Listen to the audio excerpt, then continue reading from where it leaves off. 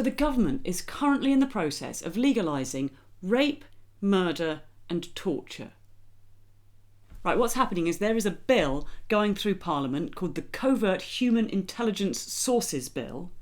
And what it does, this bill, is it updates previous legislation which dictates what crimes undercover police and security service operatives are allowed to commit in the process of infiltrating extremist groups.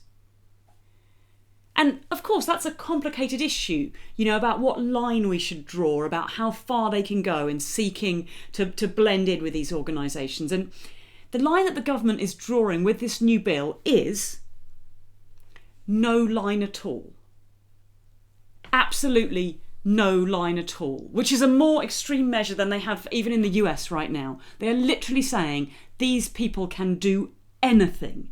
And bear in mind that we know that when they go infiltrating extremist groups, in the past, those have often turned out to be environmental campaign groups, or, people campaigning to end poverty and boost human rights and this kind of stuff. They're basically saying it's legal to wander into your local vegetarian circle and rape and murder and torture people and go, well, it's fair enough, I really wanted to get access to the recipe for nut roast.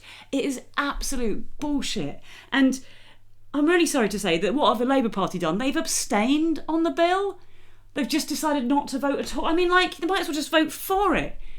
It's going to go through if you don't stand up and fight for it. And yes, there was a group of MPs who rebelled, and well done, especially those who lost their front bench privileges as a result of that.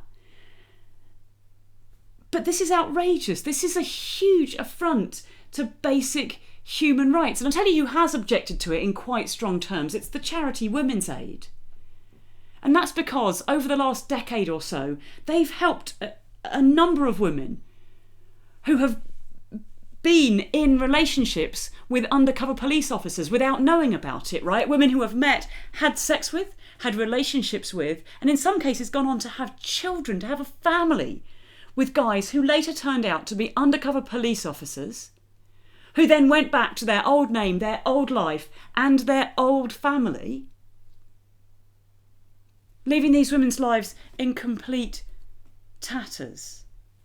And I know there's a lot on right now. I know I want to sort out the pandemic and the Brexit situation, and there's a lot of other stuff that we want to be sorting out as well. But I just feel like in the middle of it, I guess we do need to stand up and say, no, I don't want to have a situation where we legalise rape, murder and torture. So there we go. That's what I'm in for. Next week I'll be funny or entertaining or something.